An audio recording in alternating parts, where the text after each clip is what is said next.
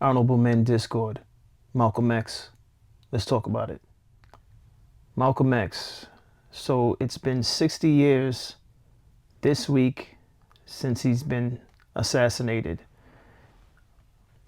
So let's get into it.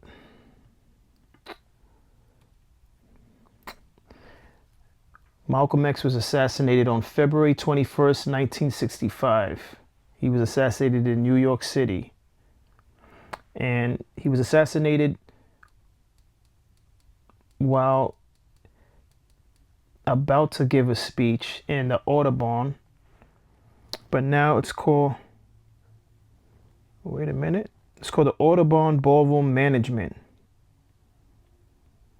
Oh wow, so it's a memorial. Okay, and it's located on 3940 Broadway, New York, and it serves as a memorial to Malcolm X and Betty Shabazz. So you do know that sometime this week I will be heading over there. And just for those of you who live in New York, the hours are 9 a.m. to 6 p.m. It's closed Saturday, Sunday, and Monday, and then reopens on Tuesday. But let me just get into Malcolm X real quick for those of you who may be watching this and don't know too much about the man.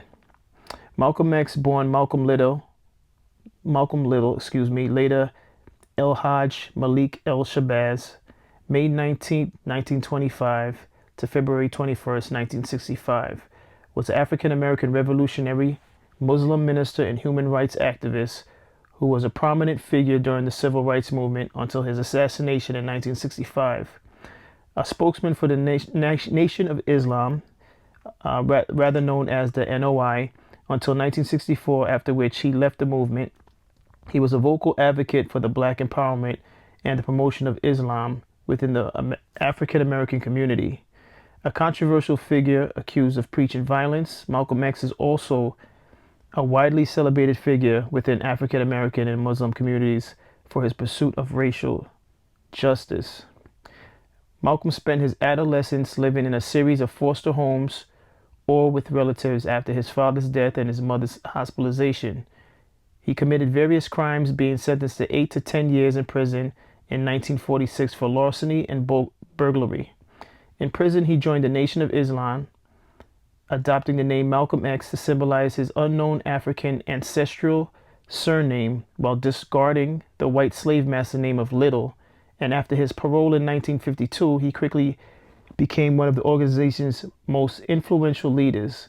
He was the public face of the organization for 12 years, advocating black empowerment and separation of black and white Americans, and criticizing Martin Luther King Jr. and the mainstream civil rights movement for its emphasis on nonviolence and racial integration. Malcolm X also expressed pride in some of the nation's social welfare achievements, such as its free drug rehabilitation program. From 1950s onward, Malcolm X was subjected to surveillance by the Federal Bureau of Investigation, the FBI. After a brief period of travel across Africa, he publicly renounced the Nation of Islam and founded the Islamic Muslim Mosque, Inc., and the Pan-African Organization of Afro-American Unity. Throughout 1964, his conflict with the Nation of Islam intensified, and he was repeatedly sent death threats. On February 21st, 1965, he was assassinated in New York City. Speculation about the assassination and whether it was conceived or aided by leading or additional members of the nation or with law enforcement agency has persisted for decades. I had to read all of that because he deserved that. This is in light of Black History Month. I know we're soon to wrap it up this week, but I could not end Black History Month without discussing Malcolm X. Before my time, before I was born, and for some of you viewers who are watching this, obviously before your time as well. But once I caught wind of his story, I was automatically intrigued and interested in learning more about the man. Some years ago, director Spike Lee made the film Malcolm X, starring Denzel Washington, who happens to be my favorite male black actor. And it was a phenomenal movie. If you didn't get a chance to see that film, I really highly suggest you watch the film. There's also the autobiography of Malcolm X, which I have not read that book, but I'm told it's a great read. So do either one. I just suggest that you do either one of the two, or even better, read the book and watch that movie. But Malcolm X, I don't even know where to begin. What stands out for me with Malcolm X, and the reason why it's an honor to even speak on him, is the fact that I like the fact that with his story, he shows young black males, even though he passed away, he shows young black males that it doesn't matter where you are in life or what wrongs you might have committed in this life, you could turn it around. I think that's what I got most out of his story. And I think for those of you parents out there that's watching this video, I think it's important that if you have children that have been going through the court system, they've had charges, things of that nature, or maybe they haven't been charged for a crime yet and they're doing petty crime. I think it's very important to educate them on the story of Malcolm X, because as I mentioned earlier, as I was reading this, he did time for larceny and burglary, right? But that wasn't the end of him. That didn't those crimes didn't define him. He was able to make a turnaround. And it's very important that what we learn from Malcolm X, just disregard the negative things that they say about him or that's out there about him. Just understand that this man turned his life around from a life of crime to being a public speaker. I mean, I have to give the Nation of Islam their credit for being able to inspire him whilst he was in prison to elevate himself mentally and to help give him discipline, because that's something that I guess he was yearning for that he didn't have when he went to jail. So I have to commend them for that. I'm not here to speak negatively about the Nation of Islam. That's not what this video is about. This is just to highlight Malcolm X and his impact on this planet whilst he was around. But rather than me just continue talking about Malcolm X, I have some clips of Malcolm X in his own words. So let's take a look at this. Take a look at this first clip. Who taught you to hate the texture of your hair?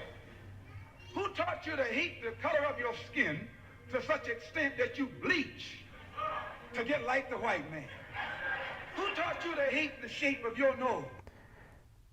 I just had to pause it real quick because it's amazing how this is back in the 60s, 1960s, yet it's so relevant to what's going on now. Bleaching of skin is so popular. It is extremely popular. And I'm not gonna speak on any particular I don't want to say race, because we're talking about the black race, but I don't want to speak on any particular country where it's prominent, but I'm seeing this pop up a lot in two different countries where the bleaching of skin is very, very popular. And as far as the nose, I mean, cosmetic surgery of all kinds is very popular in 2025. And again, he's speaking back in 1960. Let's continue. And the shape of your lips. Who taught you to hate yourself from the top of your head to the soles of your feet? Who taught you to hate your own kind? Who taught you to hate the race that you belong to? So much so that you don't want to be around each other.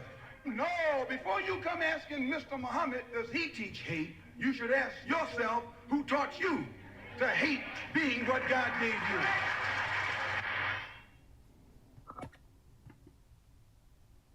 Let's continue. I just told you a little while ago, these leaders that they called leaders. This included Lena Horne. This included Dick Gregory. And this included comedians, comics, trumpet players, baseball players. Show me in the white community where a comedian... You know, I had to pause it right away because, again, another speech from the 60s, it's not even in color. So for those of you who may come across this content and you're in your 20s, I need you to understand this man is speaking like this in his in the 60s, 1960s. You don't even have color television at this time. And what he's speaking on is what we see now. The last election, the Democratic Party, and this is not a shot at any particular party because let me just make this clear in terms of politics. Both the Democratic Party and the Republican Party, I believe, both have pros and cons. Neither party's perfect because it's comprised of people and people aren't perfect. So with that being said, I'm only pointing out the Democratic Party because the last election, this past election, I should say, the Democratic Party felt the need to bring out every single entertainer they can think of, from Beyonce to Kelly Rowland to Glorilla to who else was out there. But the Republican Party also did that to a degree. I think Hulk Hogan was out there. I remember vaguely because I didn't follow it intently.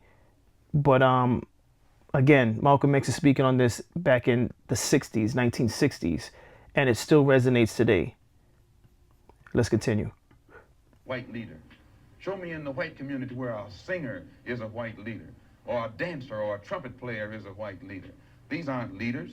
These are puppets and clowns that have been set up over the black community by the white community and have been made celebrities and usually say exactly what they know that the white man wants to hear. And it is an honor, actually, that they endorsed Dr. Martin Luther King and were against the Honorable Elijah Muhammad. That's actually an honor. I just told you a little while ago, these leaders that they... Well, there he was taking a shot at Dr. Martin Luther King. At that time, whilst he was still active with the Nation of Islam, they had separate views from what Malcolm X was promoting. I'm sorry, they had separate views from what Martin Luther King was promoting. So at that point, he didn't really see eye to eye with Martin Luther King as far as his vision for African Americans at that time. But just before his assassination, he was moving in the direction to pretty much work alongside Martin Luther King before his assassination. But let's continue. No, I don't worry. I'll tell you, I'm a man who believed that I died 20 years ago. And I live like a man who is dead already. I have no fear whatsoever of anybody or anything. No, I don't worry. I'll tell you. Such strength in the way he spoke. I mean, what's not to like about this man? What's not to... How do you not get inspired by this man? I mean, he's saying this again in 1960s where the racial tension was extremely high. All right. And he stands there in front of white reporters with no problem. And he's not just saying those words. He's saying it because he means it. And you can see it on his body language. He had no fear. And this is why I encourage you to, if you've never seen the Spike Lee movie, Malcolm X, you have to see it. Because I don't want to spoil it for you, but just see the movie.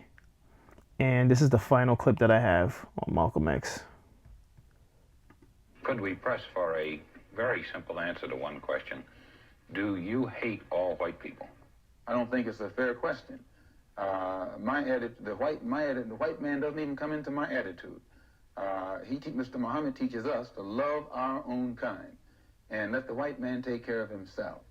For a white man today, sir, after kidnapping millions of black people from Africa, stripping them of all human characteristics and relegating them to the role of chattel or cattle or animals, commodity, merchandise that could be bought and sold at will.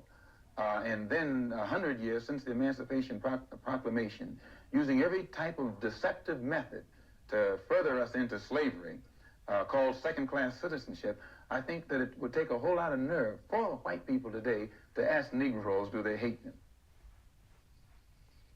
Okay. Could we press?